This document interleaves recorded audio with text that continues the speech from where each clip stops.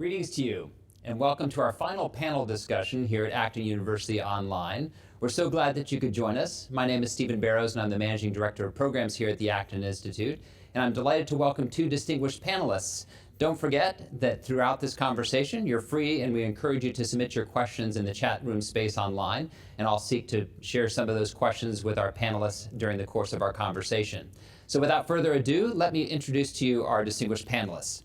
First, Dr. Daniel Lacalle is an economist, fund manager, and best-selling author. A professor of global economy at IE Business School in Madrid, he is a regular contributor to CNBC, Bloomberg TV, BBC, Seeking Alpha, Business Insider, and the Epoch Times. Ranked as one of the top 20 most influential economists in the world in 2016 and 2017 by Richtopia, he serves as a member of the advisory board of the Rafael del Pino Foundation. So we welcome Dr. Lacalle. Thank you very much.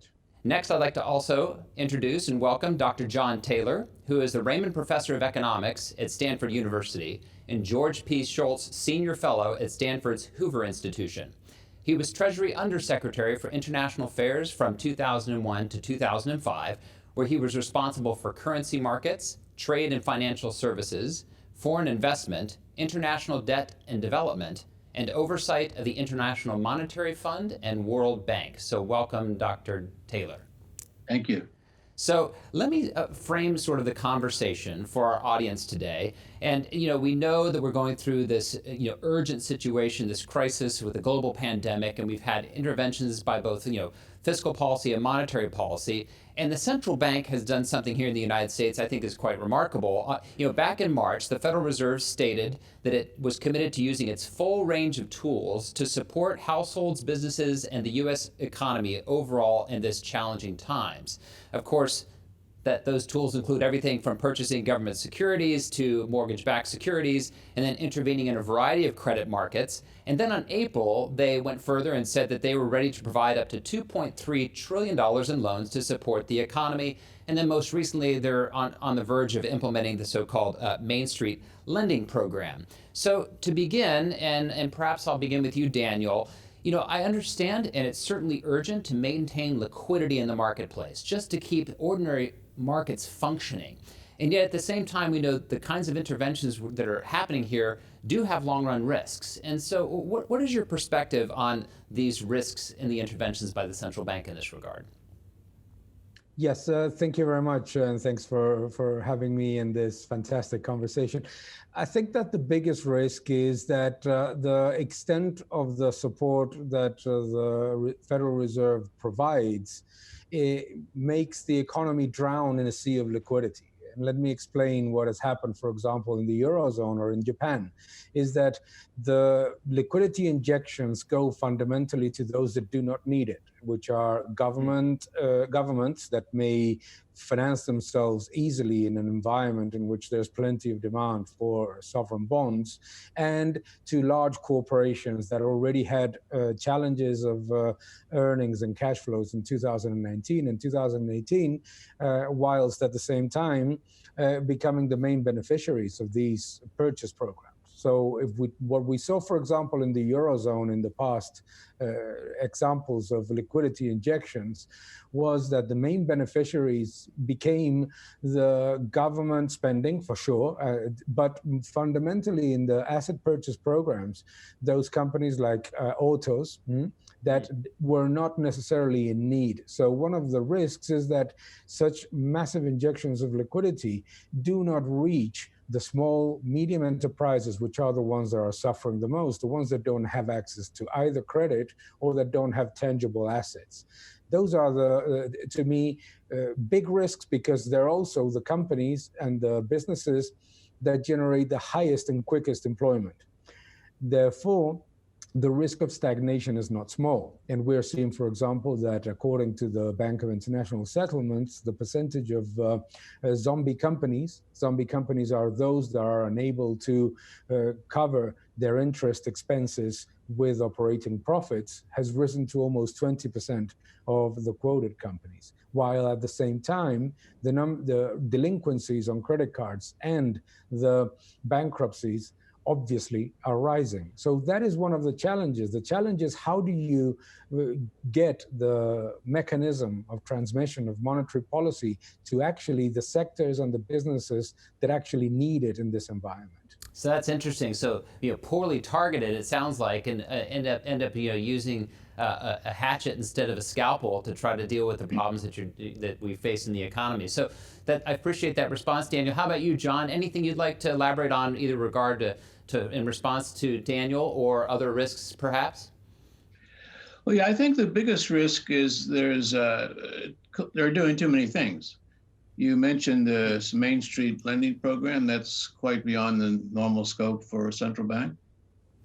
They already have interest rates close to zero. They're thinking about even having pegged the 10-year, the 5-year rate, and of course the quantitative easing. That means the large purchases of securities. So it's quite a bit. I think in a way the risk is it moves away from a more rules-based policy that's worked pretty well in the past, and including many people at the Fed have been advocating recently.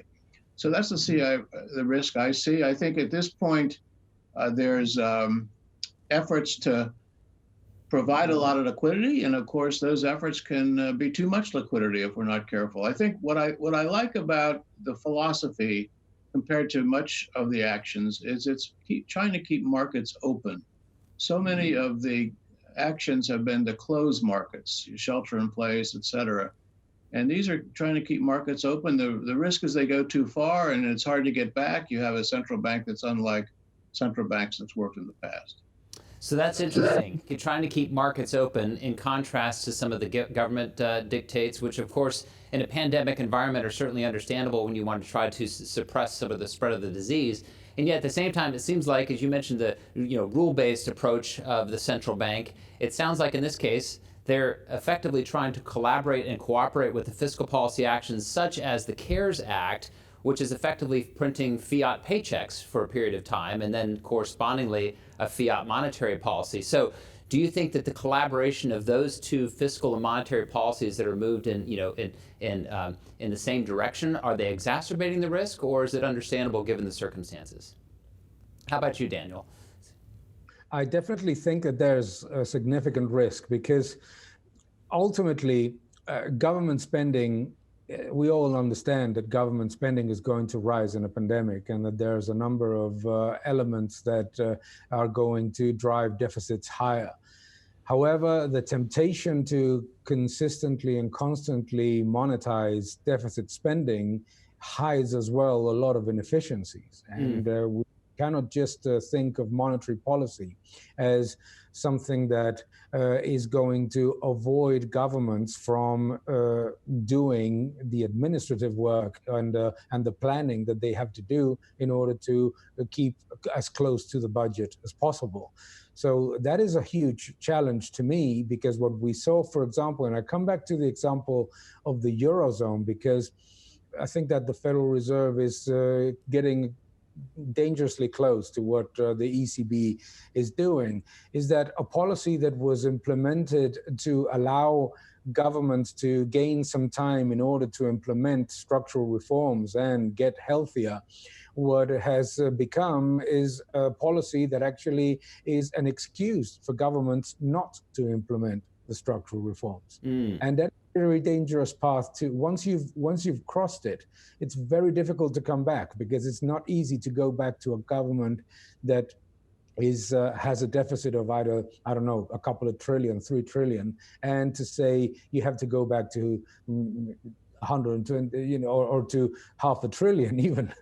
Certainly. So with those structural reforms, and just in more broadly speaking, having the government be able to have space for markets to flourish more, John, what would you expect the Federal Reserve to do to help facilitate the opening of markets? Are there things different from what they're already doing? Is it too ad hoc?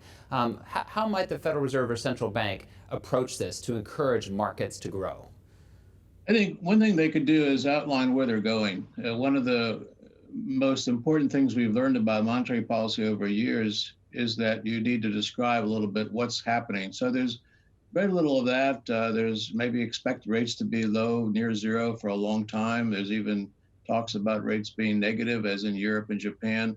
I think some clarity would help. It doesn't have to be outlined specifically, but a little bit of how this is eventually going to be unwound. And remember, we did a lot of this extra kind of policy after the great financial crisis, global financial crisis, and it was in the process of being unwound, and then of course it's been reversed. So I think that that strategy, description of what's happened, when interest rates will rise, what it will be like, will there be a policy rule? There's a lot of things that can be laid out to more explicit. And I just mention one thing about the fiscal side. But yes, as Daniel said, the deficit has gone from $1 trillion in the U.S. to $3 trillion. And I think you could also think about how this is going to be undone. No one's talking about it. It would be beneficial to say this is not the way it's going to be forever. Outline some economic strategies, sensible strategies, so eventually we can go back to high growth again. We want to get to high growth to help people that are being hurt by this crisis. Certainly, when you talk about having it be undone and trying to, bring back the liquidity when the time is right, one of the things it seems is that the Fed has almost tied its hands in that regard. I mean, they have spent so much effort trying to facilitate the issuing of new debt to deal with the crisis. Do you think that the options are limited? Because let's face it, after the Great Recession, they did start to unwind things. But I think interest rates only got up to roughly maybe 2.5% in that arena, and it strikes me that their hands are tied in many regards. What do you think, Daniel? Do you think central banks are tying their hands? I definitely think that at least the effectiveness of the tools is definitely diminishing, and the diminishing returns of monetary policy are pretty evident, even in asset classes. You see, for example, yes, equities and bonds are reacting to monetary policy, but not globally. If you look at, for example, European markets did not work that way, and it did not improve, for example, the spread between high yield bonds and small and medium enterprise lending. So there's the mechanism of transmission doesn't improve when the biggest amount of that liquidity goes to government spending, particularly current government spending. There are tools that they're talking about, like yield curve control, the Japanese way, etc. But we know that in a country like Japan, with all of the challenges, demographic, etc., but also monetary challenges that it has not worked particularly well in terms of delivering the key elements that will drive the economy further. That is to look for higher growth, which is what John was mentioning right now. Is that the risk of zombification of the economy is very, very high when money creation, which is obviously not neutral. Money creation massively benefits the first recipients of money, is going to government spending and is going to large entities that were already, in any case, heavy in debt.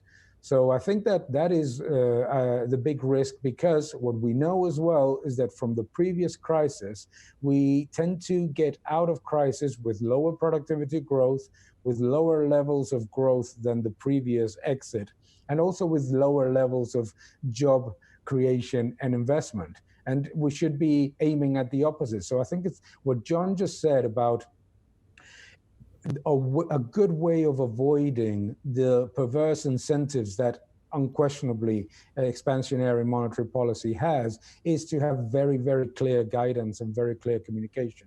And I think that the Fed was very good about that, warning markets about constantly buying the dip, going very aggressively into high yield, et cetera, by giving a clear time frame of improvement.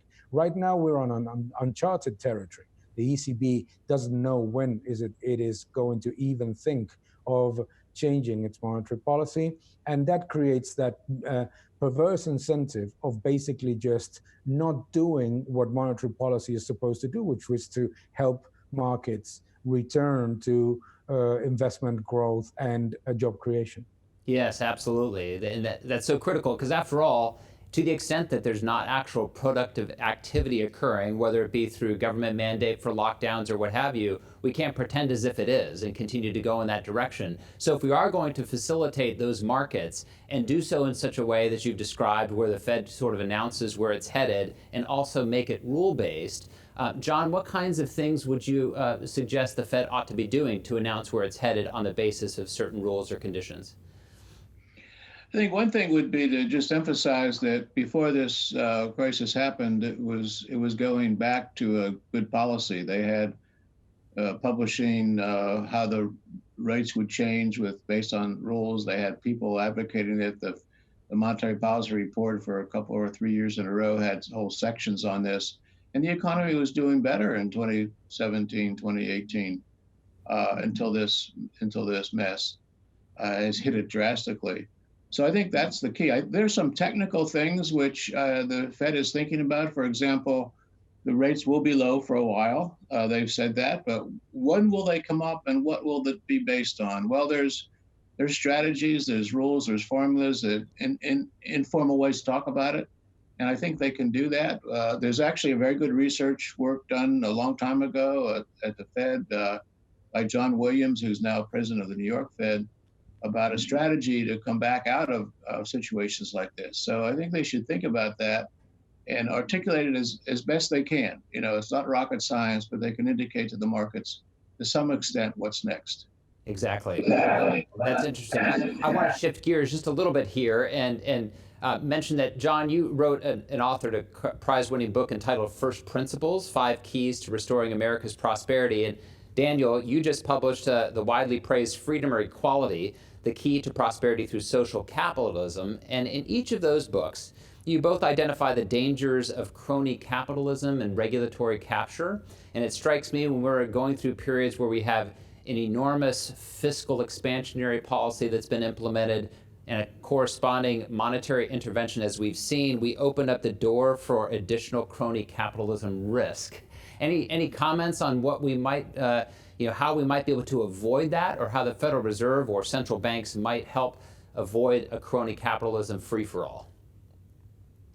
Well, I think that if we look at what we have just been mentioning and having a rules-based and very, very targeted policy that doesn't just inject liquidity into the usual suspects, the super large companies or sectors that are close to government, that in itself is quite positive. I think that's where the details of monetary policy can improve, and being very, very clear about the path to coming back to normalization. We forgot the word normalization. It doesn't appear in the minutes of the Federal Reserve anymore, or in the minutes of the ECB or the Bank of Japan. So I think that is very important, because what we do have is the examples of other economies. And I think that the great thing that the United States has is that it's a much more dynamic and a less banking system financed real economy that allows the economy to grow faster once it recovers and create jobs faster. But if monetary policy starts to mirror too close to what the Eurozone is doing and what the Bank of Japan is doing, what you end up getting is that the benefits that the economy got from a rapidly developing financing system for the real economy and a diverse one ends up being lost in the zombification of large corporations and government spending. So I think that there's a lot that they can do in terms of communication and in terms of guidance, particularly to avoid this very dangerous thing that happens in markets as we speak, which is that the worse the data, the better, because some market participants expect further monetary injections when macro data is negative, and they decide to buy the riskier assets. That creates bubbles, and that is something, paying attention to financial assets is something that they should do, and I think that is being asked a few times to Mr. Powell, and I think that they should start doing it quite rapidly. Yeah. Yes, thank you, Daniel. And John, I see you nodding your head. Would you like to elaborate? Well, first of all, I think your question is very good. How do we ensure this economic freedom continues and we don't have a rollback? I think there is a concern about a rollback because so many of the interventions in the shelter in place, et cetera, social distancing have been mandated in the US by state governments or even the federal government. So in a way, we're going the other direction now, and that's unfortunate because I think what we're learning is that the markets, and I'll call it economic freedom, the principles that you mentioned, are really what's going to make a difference. So I would like to see, just for example, telemedicine is exploding in the US, probably more broadly than I know. That's a sign of freedom, different ways to conduct your policy. Online sales, the videos, things like we're doing right now are exploding. The school education is changing as we speak. And so in many things, we don't want to thwart that. And there are government decrees. Occupational licensing is in the US, and there's more regulations in other countries. In California, you have something called AB5, which is restricting types of employment. So this is a very good time to relinquish some of these controls. And I think if we're also seeing a lot of things about how the economy works. Certain people are being hurt bad by this. It's illustrating some things that we need to improve, and I hope we can do that too. Absolutely. And frankly, by way of personal experience, I've watched my wife at home, who she happens to be a physician, has been able to take advantage of this. Rolling back of some of the very restrictive HIPAA regulations and being a bit more open to the use of telemedicine, where you can see that technology has really helped open up markets and remove some of the perhaps unnecessary restrictions, and hopefully it'll at least cause an examination of which of those regulations need to be retained and which ones were just superfluous to begin with and actually harmed those markets. So very, very interesting. Along those lines, when I think about the overarching freedom that is under threat with regulation or excessive intervention in the marketplace, do you see that perhaps the Main Street lending program, if it's implemented properly, could be an opportunity to help those micro markets be more targeted and have local banks determine which businesses just need liquidity but are not trying to retain solvency? Do you think having that kind of a program, even though, as we mentioned before, it's outside of the ordinary apparatus of the central bank, what do you think about that, making it more of a micro-targeted policy? And I guess to go back to you, John. So I don't think that's such a good idea. I think we have financial institutions who know their customers. Maybe they should know them better. They know where new markets are developing. That's not really been what central banks do. And I think, having control over the money supply, which is a traditional way to think about it, control over the interest rates, a new modern way to think about it, but not to get into the details of each market. It's sort of a broad-based thing, try to keep inflation under control, keep the economy stable.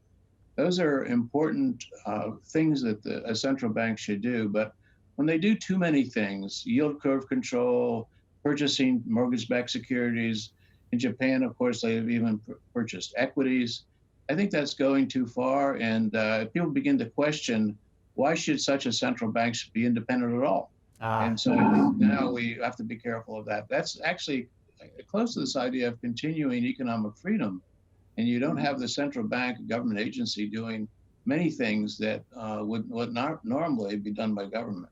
Yes, interesting. I'm going to shift gears and turn to Daniel, because there's a question from the audience that goes back to some of the remarks that you made about the non-neutrality of money, and then when the central banks do intervene, they tend to go into supporting the larger big corporations and governments as opposed to other entities that really need the liquidity. And the question from the audience is this. It says, is there a risk of massive wealth transfers between different groups or classes of people with the flood of liquidity?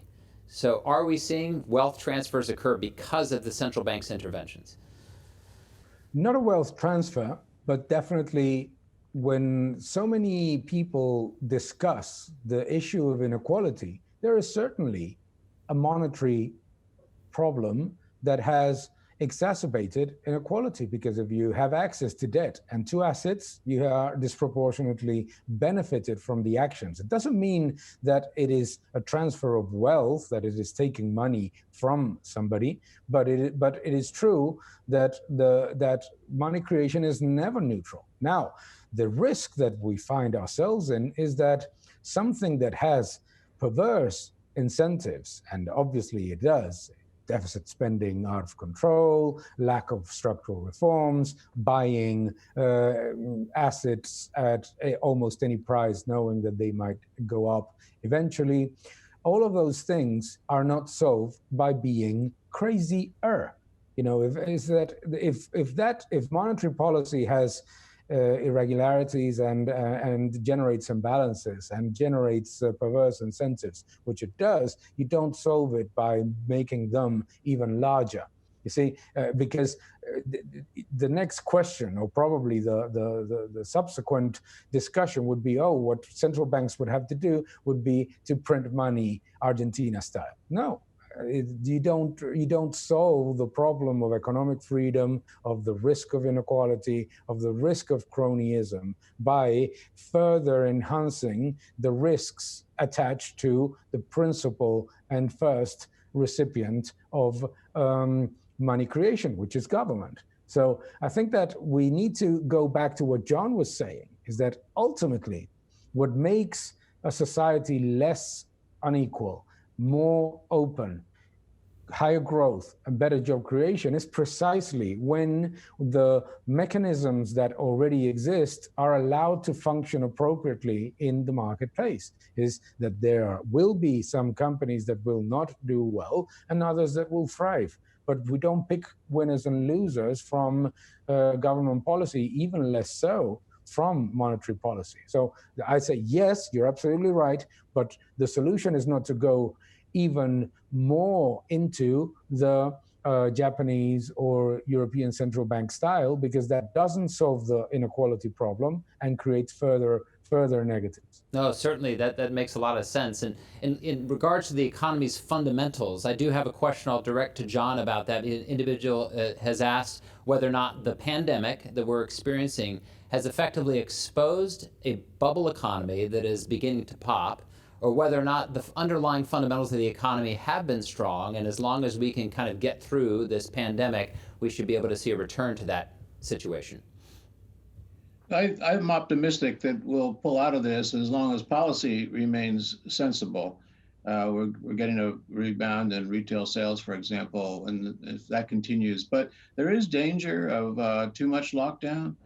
The thing that I'm optimistic about cautiously is that this is revealing problems that were there. The K-12 education system in the U.S. Has been good for some people, not so good for others. There's a lot of disparity. And I think we're seeing that. I think the kids going to school by Zoom and video is showing more of that. Certain parts of the society have almost no broadband access.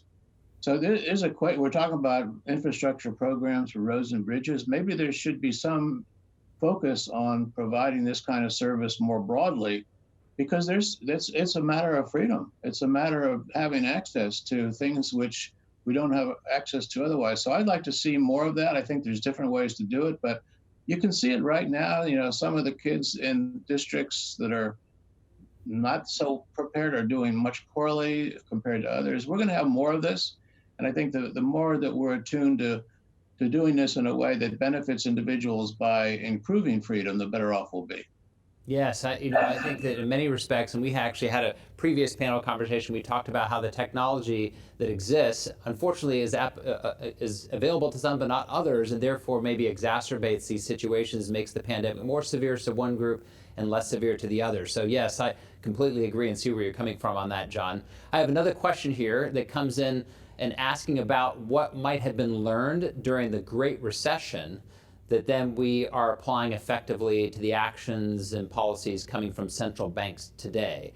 Have there been any lessons learned, or are we learning new ones along the way? How about you, Daniel? Anything that you think central banks have learned? I think that we've learned a few things. I think that, for example, it is the fact that the Federal Reserve is being a lot more detailed about communication, I think is an important factor. We might not consider it as much in the general debate, but I think that there's been a huge improvement in terms of Federal Reserve communication, members of the Federal Reserve constantly talking to markets and to the press and giving their opinions.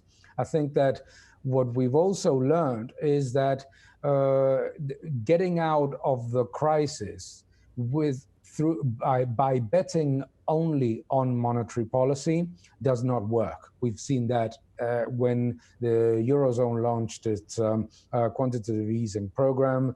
The vast majority of the Eurozone economies abandoned all structural reforms and continued to be in stagnation. So I think that we've learned a lot of things about the response to the crisis.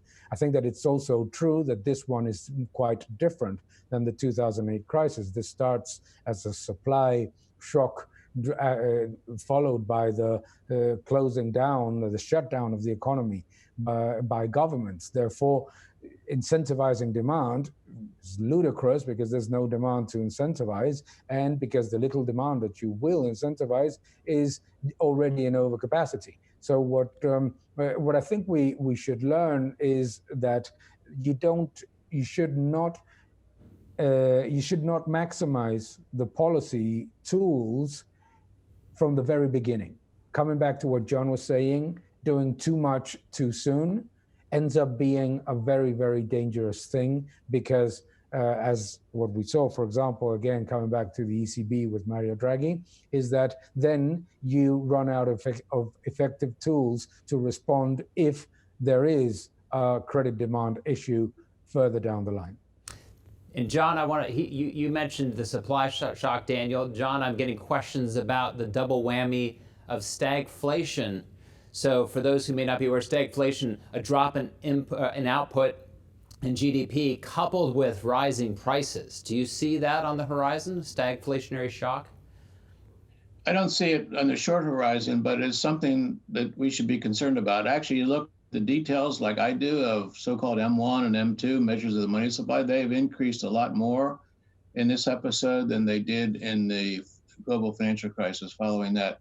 But I think the lesson here are more longer term. At least you have to go back longer term. We had a good economy in the 80s and 90s. You could see policy being different. I think in the leading up to the global financial crisis, policy got off track. It stayed off track, but then it started to get back on again. And before this one is obviously not caused by monetary policy, but we may have been a little bit better off if policy had adjusted. But I think monetary policy is very important. To some extent, it's the cause of the crisis. This was not the cause of it. We hope it's not making it worse. It's making it better. But it's important to think about. Even those low interest rates in 2003, 4, and 5 may have been possible reasons for the search for yield and some of the bad times that occurred in 2008 and 9.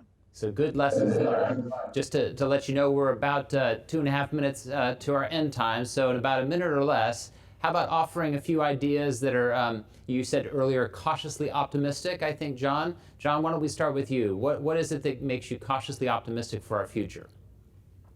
I think that we're learning lessons here about what to do and what not to do. If we take those into account, we'll be better off.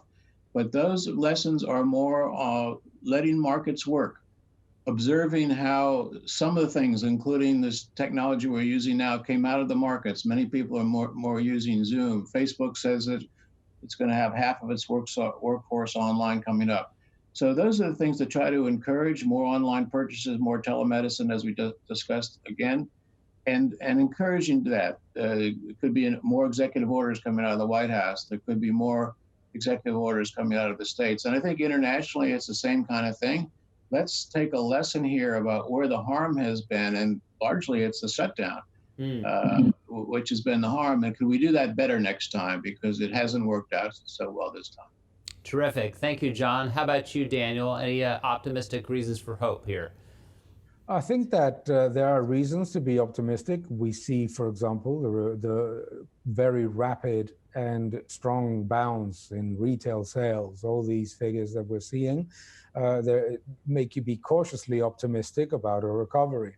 I think that the main reasons to be optimistic about the US recovery come from the fact that it's an economy that is not so dependent on bank financing. The real economy in the United States is less than 20% financed by the banking system, whilst, for example, in the Eurozone or in Japan, it's about 85%. I think that makes the recovery quicker. I think that also it's an entrepreneurial society. You just mentioned the example of what your wife has done, but you hear it all the time in the United States, how people are trying to adapt very, very quickly to the changing environment and to the new paradigm. And I think that the other element is that the economy, coming back to what John was saying, I think it's an important difference. The economy was very strong before, and was very strong with something that was not happening either in Europe or Japan, which is productivity growth. We saw productivity and wage growth in an environment of low unemployment, and improving investment. So those things can actually come back quite quickly, because the innovation, the capital, and the industrial fabric of the country remain. I'm less optimistic about the recovery of economies that already in 2019 were seeing weakness. The Eurozone, Japan itself, the fourth quarter was very evident. So that's I think it's going to be a tale of two recoveries. I think that the United States will recover faster, and emerging markets, Eurozone, much slower. Well, this has been a fabulous conversation, and I share your cautious optimism and hope that at least unnecessary regulations will be exposed and will accelerate some of the progress in facilitating markets that wouldn't otherwise exist. So thank you so much for spending time with us. We very much appreciate your expertise and sharing it with our audience. So thank you. And thank you all for joining us as well. And stay tuned for just a few minutes as we will get ready to see our last main stage event with Father Robert Sirico. Greetings to you again, wherever you may be across the globe. You know, I feel like the past 2 days have opened my eyes to new ideas and have reminded me how important it is to engage in lifelong learning devoted to the pursuit of truth. I am convinced that a free and virtuous society is essential for promoting the common good. And we can't sit back and assume such a society is inevitable. Promoting freedom and virtue takes dedicated effort.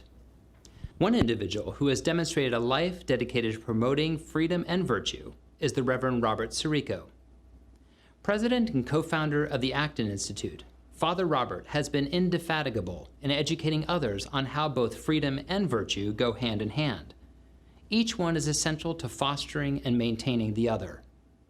And so I am delighted that he is our closing speaker for our first ever Acton University Online.